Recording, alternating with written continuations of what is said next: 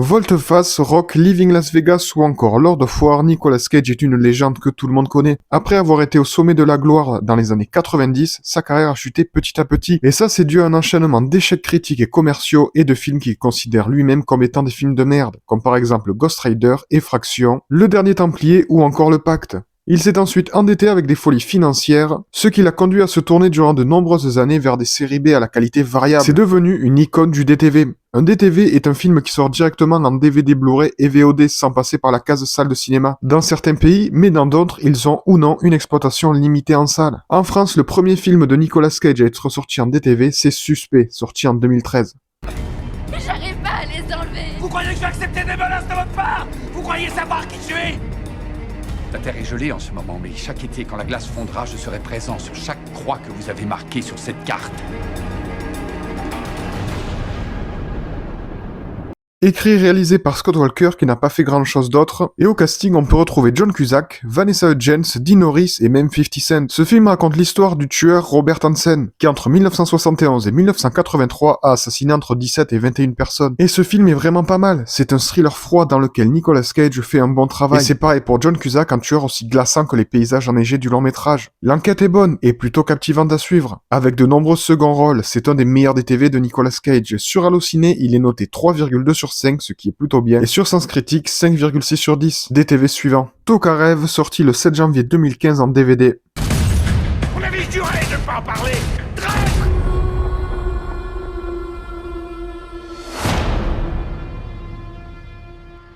Réalisé par Paco Cabezas, un réalisateur espagnol, et scénarisé par Jim Mannion, qui a écrit Game of Death avec Wesley Snipes, que j'aborderai dans une prochaine chronique, et c'est co-scénarisé par Sean Keller, qui a écrit en 2006 Mammouth la Résurrection.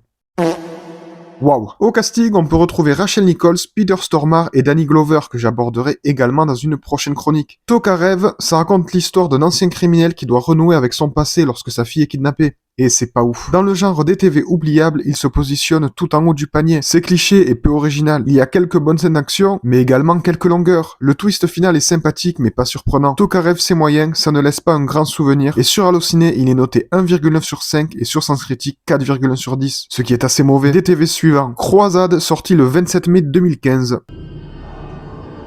Pare mon corps de l'armure de ta vertu et mon bras du glaive de la vérité, pour que je puisse confondre tes ennemis et être, en ton honneur, un vrai chevalier.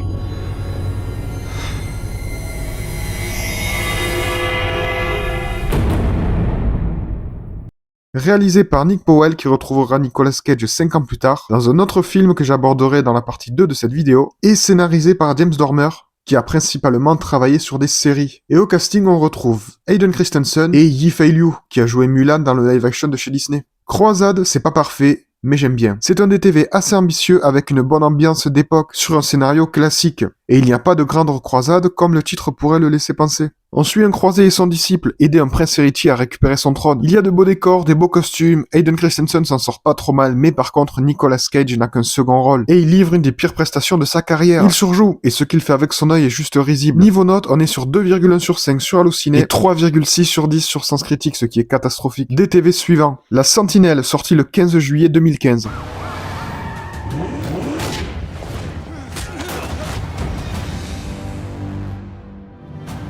Écrit et réalisé par Paul Schrader, qui a notamment travaillé avec Martin Scorsese sur Taxi Driver, Raging Bull, La Dernière Tentation du Christ et À tombeau ouvert avec Nicolas Cage. Au casting, on peut retrouver l'excellent et regretté Anton Yelchin. Ça raconte l'histoire d'un agent de la CIA atteint de démence qui apprend que son ennemi de toujours n'est pas mort, et son désir de vengeance va l'obséder. La Sentinelle, je suis pas fan. Le développement de personnage de Nicolas Cage est plutôt bien, mais le rythme est assez inégal, et le jeu de Nicolas Cage ne m'a pas convaincu. Il surjoue, et parfois ça fonctionne, et d'autres fois beaucoup moins. Ensuite, même si l'histoire n'est pas mauvaise en soi, elle peine à captiver. Niveau note, on est sur 1,9 sur 5 sur Allociné et 4,1 sur 10 sur Sens Critique. DTV suivant. Le Chaos, sorti le 22 janvier 2015. Je n'ai plus de spoiler, plus de volets, plus d'élévateurs, et si je dois me poser à 7, plus d'inverseurs de poussée, j'ai besoin d'espace. Réalisé par Vic Armstrong, qui n'a rien réalisé de marquant, et scénarisé par Paul Allende et John Patus, d'après la série de livres Les Survivants de l'Apocalypse de Jerry B. Jenkins et Tim LaHaye. Et ce film, c'est un des pires DTV de Nicolas Cage, je dirais même plus, un des pires films que j'ai vu de ma vie, et je l'ai d'ailleurs élu pire film que j'ai découvert en 2020. Niveau casting, on retrouve Nikki Whelan, une habituée des DTV que j'aborderai peut-être dans une prochaine chronique, et mon idole de ma vie après Nicolas Cage, Channing Tatum et j'en passe. Est-ce que je vous ai déjà dit que j'étais fan des frères Scott? Oui, sur TikTok, beaucoup trop de fois, c'est pas grave. Générique. I don't wanna be anything other than what I've been trying to be lately. Il y a Chad Michael Murray, et même si c'est naze, je suis content de le retrouver. Les 20 premières minutes sont correctes, mais ensuite ça devient mauvais. Mais genre mauvais chiant, pas mauvais drôle. Le scénario et la réalisation sont plats, il n'y a ni enjeu ni tension alors que c'est quand même censé être l'apocalypse. Et apparemment, il y a 3 autres adaptations de cette saga littéraire, et une chose est sûre, elles sont sûrement meilleures. Niveau note, on est sur 1,2 sur 5 sur Allociné, et 2,5 sur 10 sur Sens Critique. Et cette fois-ci, c'est vraiment mérité. DTV suivant, The Runner, sorti le 8 avril 2016. Great men who build legacies, they aren't always decent. Le 20 avril 2010, la plateforme pétrolière Deepwater Horizon explose, entraînant la mort de 11 personnes et entraînant de gros dégâts écologiques. Le film est réalisé et écrit par Austin Stark, qui a réalisé et écrit The Good Committee avec Julia Stiles et Colman Domingo, qui me tente pas mal. Niveau casting, on peut retrouver Sarah Paulson et Peter Fonda. Les films politiques, c'est pas vraiment ce que j'apprécie. Ce film parle du drame de 2010, et à ce sujet, si vous regardez The Runner, vous suivrez le côté politique, et si vous regardez l'excellent Deepwater de Peter Berg, vous verrez ce qu'il s'est passé durant la catastrophe. Le film n'est pas mauvais en soi, je le trouve juste lent et platonique, et ça rend le global peu intéressant. Niveau note, c'est pas ouf non plus, on est sur 2,5 sur Allociné et 4,8 sur Sens Critique. DTV suivant. Pay the Ghost, sorti le 29 février 2016. Charlie?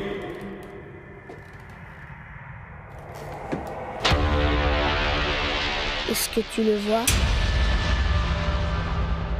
Il est réalisé par Uli Edel qui a beaucoup travaillé pour la télévision et scénarisé par Dan Kai d'après la nouvelle de Tim Lebon, Pay the Ghost, publiée dans le recueil de nouvelles Last Exit for the Lost en 2010. Pay the Ghost, c'est classique, même un peu oubliable, mais j'aime bien.